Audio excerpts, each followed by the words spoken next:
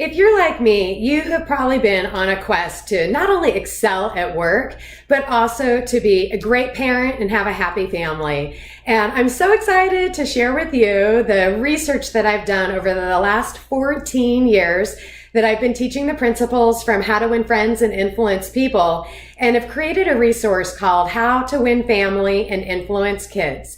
In it, you're going to hear both parenting fails as well as best practices and big wins on how to gain cooperation from toddlers to teenagers, grandparents, mothers-in-law.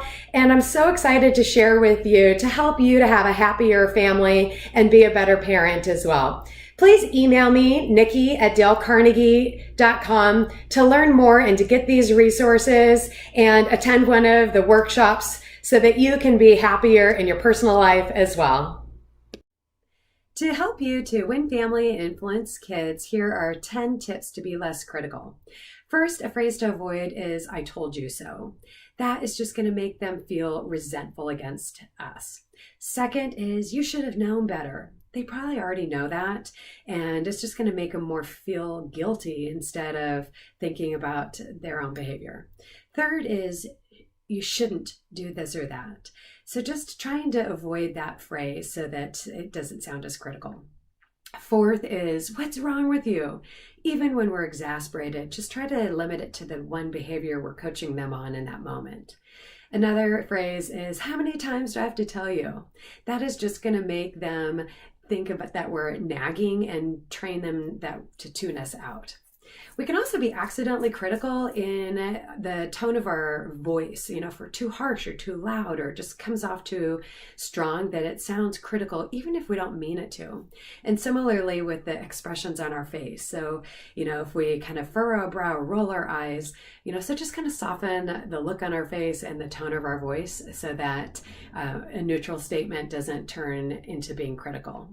One other way that we can accidentally be critical is through comparison, like mentioning anything about their friends or their siblings. Another is just with timing, is like we may be genuinely interested to say, "Hey, how'd your test go?" But if we're too eager, or it's just the minute they walk in the door, the timing of it is just too much and it comes as criticism. And last is, it's not just about avoiding critical words and phrases, but try to reframe in our own mind, have some empathy. Remember, they're probably not the only one doing it. It's probably pretty typical for their age. And remember what it's like when we're going through what they were going through. And sometimes bad behavior, it's not that they're mad at us or they're purposely trying to do it. They may be just tired or hungry or feeling left out at school. And so if we just have some of that patience and love and inquire, then we can come with a softer approach instead of being critical. Hope this helps you to have a happier home life as well and be a better leader. To help you to win family and influence kids, try principle number 2 to give honest, sincere appreciation. A helpful formula is to say you are, for example, that you compliment their character and then give a specific example. For example, it's snowing right now in Seattle, so I said to Adam, "Hey, thanks for being so thoughtful to put your snow boots out on a towel so things stay tidy." Second is to catch them in the act of doing something good. So as you're walking by and they're doing the dishes, say, "Hey, I see you doing the dishes." Or third is to brag about them. So for example, if you're talking to their grandparent, especially when they don't know that you're doing, that they can overhear you, say, "Hey, guess who scored 6 points in his basketball game?" Another is to develop their intrinsic feelings. So of pride is to ask them, say, "Hey, how do you feel that you chose to get your book report started a week before it's due?" And last, a great resource is the 5 Love Languages for Children by Dr. Gary Chapman. So words of affirmation that we just did, plus quality time, gifts, acts of service, and physical touch like snuggles or back rubs. Anyway, I hope that helps you to have a happier home life. To help you win family and influence kids, here are 5 games to help you gain cooperation and be less critical. The first is the 1-minute challenge. So instead of scolding about a mess, just get out a timer and say, "Who can pick up the most toys in 1 minute?" The second is called kind or quiet. So if you're coaching your kid to be nicer and not critical, is when you catch them in the act of saying something bad, just go, "Oops, do choose kind or quiet." The third is a game and making it charade. So instead of scolding them about something they've forgotten to do, like exaggerate it, go over a point and act it out what they need to do. The other is called right idea, wrong time. And let's say they're giggling and having fun playing together, is say, I love it. I love you guys are playing nicely. Let's see it in the morning instead. And last is just give them a choice to say, hey, do you want to do the dishes now or in 10 minutes? Hopefully this will help you to win family and influence kids and have a happier family. So we recently got Call of Duty and my son said, Mom, you want to watch me learn how to play? Now, the truth is I don't really like video games, but I thought it was nice he asked. And I thought, you know what? I can wait 5 minutes to start making dinner, and went and watched him play. Now, something really interesting happened in those 5 minutes. First is that he realized he doesn't know how to play and he's learning, kind of got frustrated. And he said, Mom, I am sorry for making fun of you for being so bad at Fortnite. I forgot what it feels like to learn a new game. And we ended up having a conversation about something that I really like, which is learning. And we ended up talking about mindset and the importance of, believing that we can get new skills, and also just being patient as we are learning something new. And so the thing that he likes is video games led to something that I like, which is learning, and, helps kind of having a parenting conversation to help him develop his character. And what it helped me to realize is there's a balance. Sometimes we can make a mistake of not being interested in all at something, their hobby or sports or friends or something that we're just not interested in.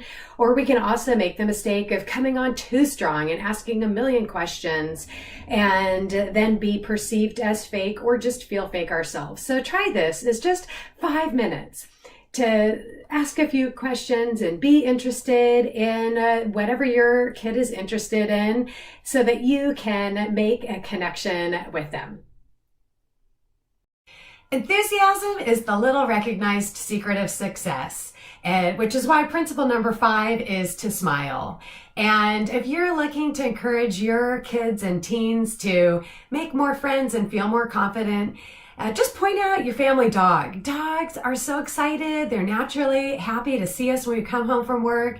They wag with their whole body, and they're a great example of being friendly and happy and smiling, and that enthusiasm spills over and is contagious to other people. So if you want to have a happier kid and a happier family, encourage them to smile. My clients recently shared a story that her daughter recently started kindergarten and was invited to a birthday party. And she said, oh, this could be a great opportunity to make some new friends. And so she was really mindful about making sure she was pronouncing them right, coming up with name associations to try to remember, and really being intentional to make that conversation and remember people's names. And as a result, she ended up making a new friend, and they had a play date for the girls. And while the moms were having coffee talking, they realized that they were in ballet together and that they lived pretty closely. And she said that they were able to create a carpool, and that she had to work late one day and she just called the mom to help out and drive. And she said it's so life-changing to reduce our stress, to help us feel connected, to find that meaning, to feel like we're modeling for our kids, to make new friends. So really try to make an effort to remember the names of your kids, friends, parents, so that you can make a new friend, grow your network, and be less stressed during the parenting journey. So I've recently gotten a big fight with my son, and after we both calmed down, I asked him, what happened to trigger you to get so mad? And he said, Mom, you kept interrupting. I was so frustrated that I couldn't explain myself that I just finally had to walk away.